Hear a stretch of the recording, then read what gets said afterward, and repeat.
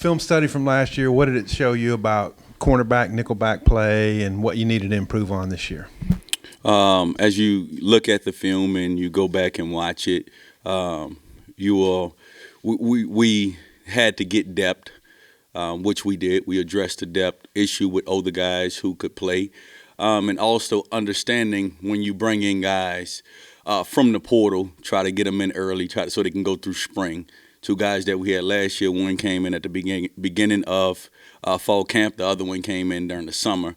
So from a relationship standpoint, time standpoint, when you, from a timing standpoint, as they in the spring, they get to know them, they get to know you, you get to know them, and y'all continue to build. And time, we know that brings trust, because when you're consistent over time, the player trusts you, you trust the player, and now y'all thrive together. What have you seen so far in camp from the cornerbacks in particular that you've liked, and can you talk about the depth a little? From the corners in particular, we have this saying that we in a secondary total, we have standards, not starters, right? So you talk in terms of that. If we set the standard, we set the bar high, and consistently day in and day out, you have to reach that standard, right? Because it's a real competitive group. When you start talking about Jalen Braxton and Keon Stewart and Cody Robertson and Jaheim Singletary, the young guy, with Selman Bridges, I think it's a competitive group, and each day they get better every day, no matter who it is. And to be honest, with the whole secondary, this is the closest group I've ever been amongst players, on and off the field, holding each other accountable. And when they hold each other accountable, it's like, hey, you're right. I did that, you're right, and let's fix it, right? So I think this group has a chance to really, really be special because of the depth and the talent. We know Larry Worth and Anthony Switzer are both really versatile players, and we've seen them work with kind of different positions. Just what do you like about them, and how right now are you planning on using them? When you think about Larry, you think about a guy that's 6'3", 6'4", that had the ability to run a 48 quarter, right? In most states, if you run a 400 meter in 48 seconds, you're either going to be first or second in that event, right? So when you think of him from a speed and length standpoint, he has position flexibility, whether he could play outside linebacker / hog position, whether he can play safety, right? So we'll find multiple ways to use him, similar to the last place he was at. We'll find different ways to use him. And same with Anthony Switzer, multiple ways to use him, whether it's linebacker, he didn't play boundary safety, he has experience, and he's an extremely intelligent player. I think at one day he's going to be a really, really, really good coach. And just talking to him, that guy is extremely intelligent, and he has the ability to run and toughness of a linebacker, but ability of a defensive back. We've seen Akari Johnson with the second team a little bit. Just what strides did he make over the summer, and what do you like about him? Also, when you think about Akari, he's a young guy who played quarterback in high school, transitioned some to defensive back. When you get guys that play quarterback in high school, you know you're bringing in a high IQ guy, right? Naturally, they'll understand how to read route concepts, right? They could hold a lot of information and be a quarterback of the defense. He has a really, really bright future. You talking 4.0 student. You don't have to worry about him being on any list. Extremely intelligent player. You talk about the hog position. You got Danico Slaughter there, who's, I think he ran 22.9. I think it was fastest miles per hour on the team. Then you mentioned Worth, who's the best leaper on the team. Like, what qualities do you look for when you're identifying somebody to play that position? When you're trying to find the hog position, right, it's an extension of the corner, right? You start thinking, I need to find someone that has cornerback ability, a.k.a. Slaughter, played a little bit at the last place he was at, right? But also could have the physicality of a safety, right? So it's the fine line of those type of players that has position flexibility. That position at hog, you should be able to play anywhere in a secondary without a problem, because you have to set the passing strength. You have to know to go away from the passing strength.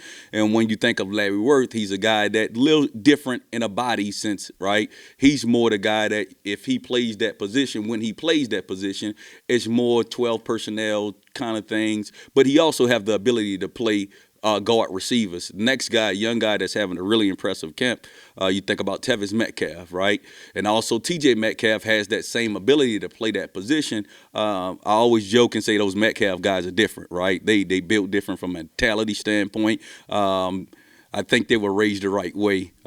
With the last name they have, they definitely don't let it down.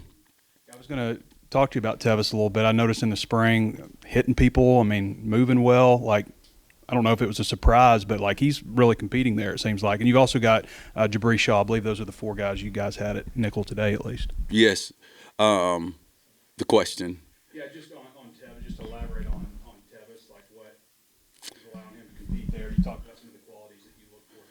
So when you think of, he's a perfect example of a guy that has the ability, has the strength, has the twitch, has the power, also has the football IQ to play hog and play corner, right? And that's the kind of guys you got to look for. Again, if you even looking at his weight numbers when you're talking about bench press and power clean, you would have never, if they don't have freshman next to his name, you would never guess that Tevis is a true freshman because he is so intelligent. He is so mature. He's a guy that I think he's going to help us this year. Help us win. Hey, Braxton was obviously a guy that played a lot as a freshman, really impressive. What kind of progress has he made from last year to this year?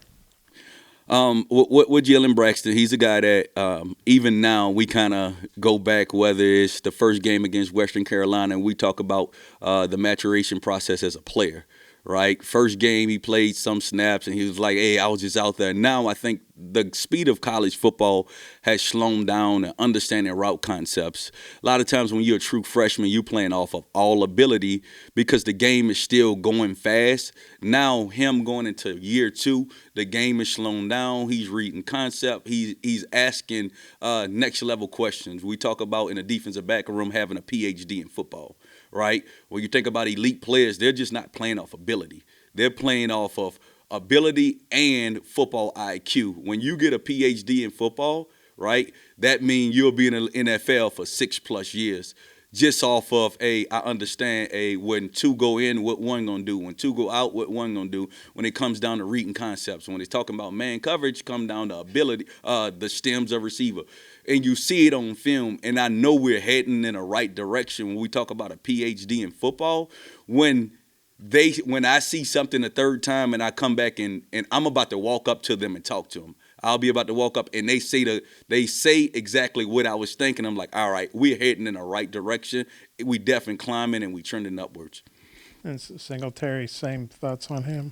Yes. Progress. Yes, with Singletary, he was one of the guys that came in the spring, right? So when he came in, in the summer, and that's the relationship standpoint. We were trying summertime, like, hey, let's build this relationship. Now he understands expectations. He's another guy. These first 5 days, you look at Singletary and you're like, hey, he is who we thought he were coming out of high school, and he's been having a really, really good camp as well. I was going to ask you about Singletary, but also Keon Stewart being a second-year guy that transferred in. Just what strides has he made? Is he maybe getting closer to being a guy that could be a true starter for you?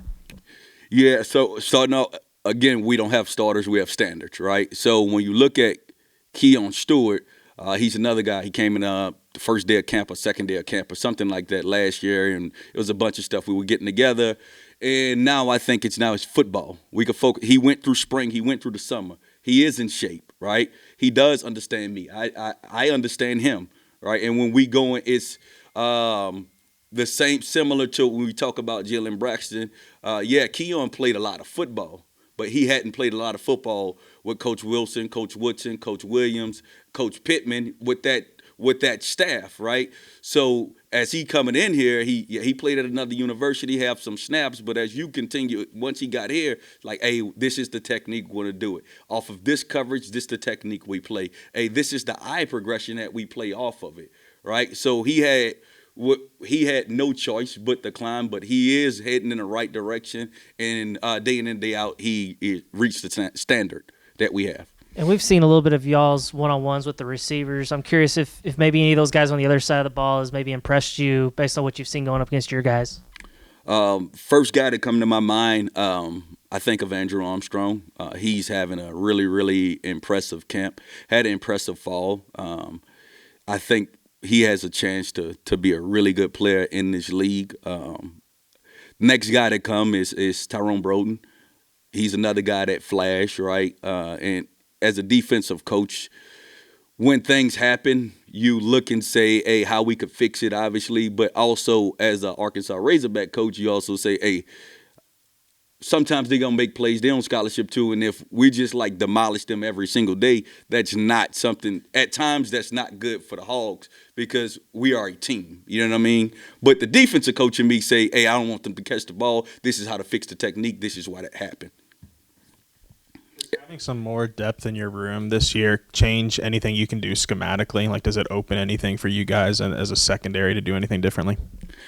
Yes, it does. And I laugh with the players. Hey, we have good problems, right? And it's not a problem, really, when you have that kind of depth.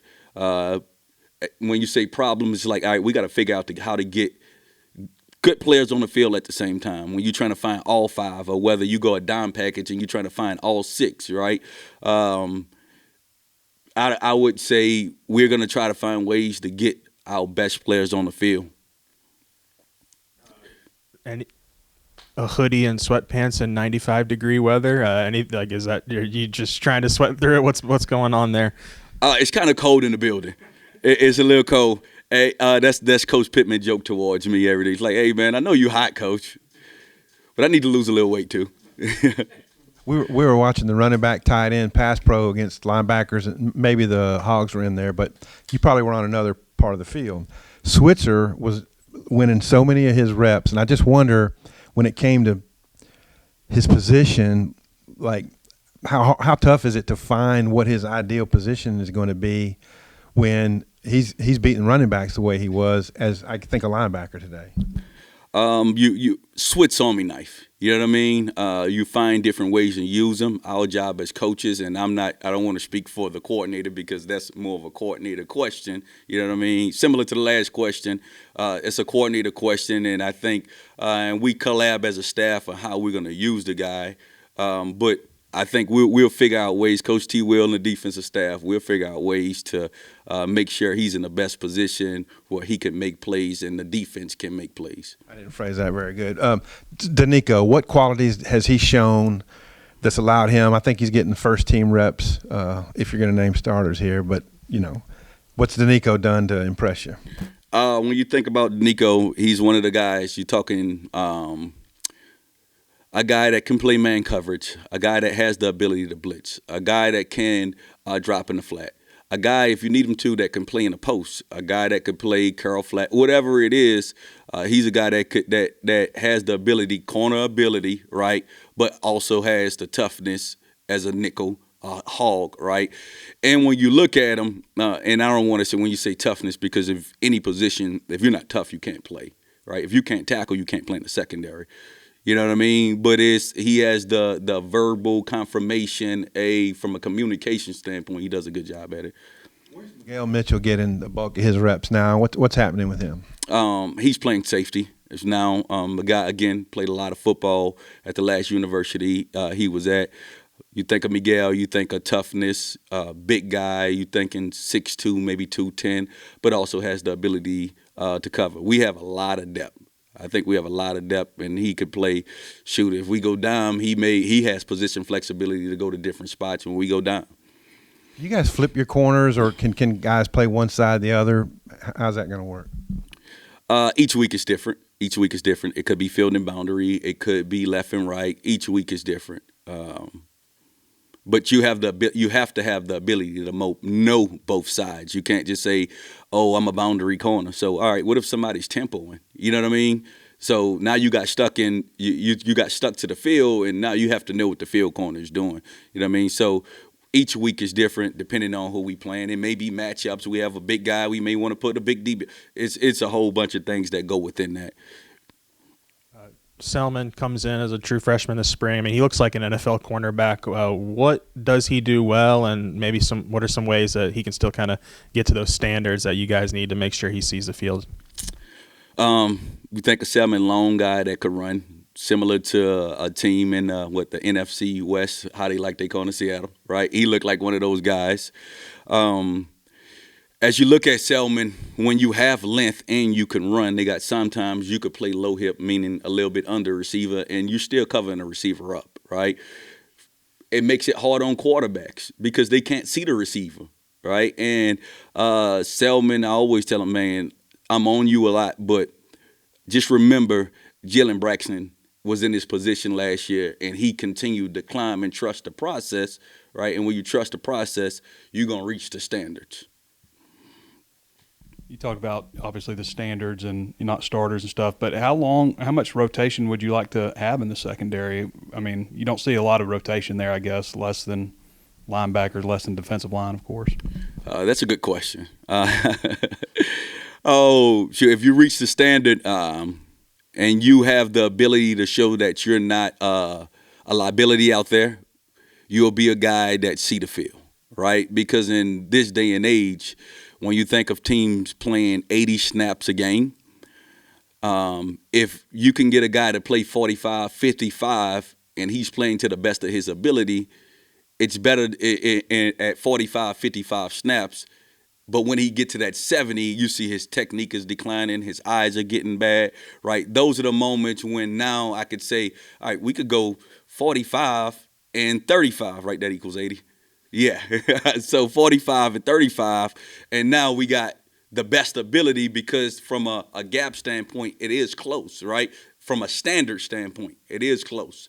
So when everybody's reaching that standard, if I could have you out there with 100% of energy, right, or 95, 90, right, and then when you get to 65 energy, we have somebody else that has the same ability that's reaching the standard. He get out there in 100%. It makes the team better, similar to defensive line play. All right, thank you.